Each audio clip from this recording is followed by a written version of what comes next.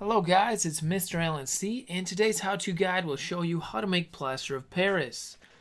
This guide is brought to you by www.mralanc.blog, where you can blog about anything free and make money. Alright, so we're going to read this article I wrote.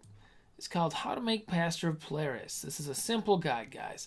There's no need to rush to the store and waste your money buying plaster kits. Trust me, I've been there. I went with my fiance to Michael's and we were looking for one, and they didn't have any. We're going to show you how to make your own plaster in just a matter of minutes.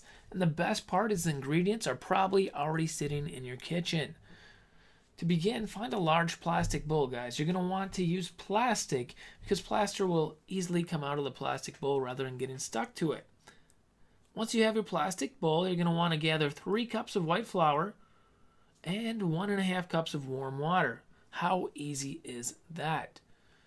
The last items you will need are some old newspaper and a spoon. Alright, find a clean open space to work. Plaster can get very messy, so work in an area that's easy to clean up, guys. It's not a bad idea to put a tarp down for some old sheet you got laying around or no longer using. A tarp might be a little extreme, but it would work too. Pour the 3 cups of white flour into the bowl. Now run the faucet until the water's nice and warm, and measure out 1.5 cups of warm water. Pour the warm water into the bowl with the flour.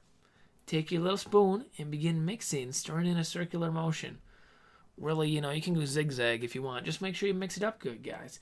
You can lift the spoon slightly out of the bowl and let the mixture back down into the bowl to check for lumps. Keep stirring until it looks free of lumps. Alright, plaster is easy and even fun to make.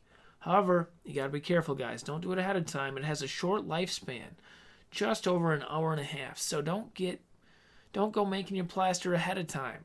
Plan accordingly. Alright, so my fiance and I will be creating a memorial for our pet hamster that passed away, Nubby Boy. We love him. Oh, I get worked up every time I think about it.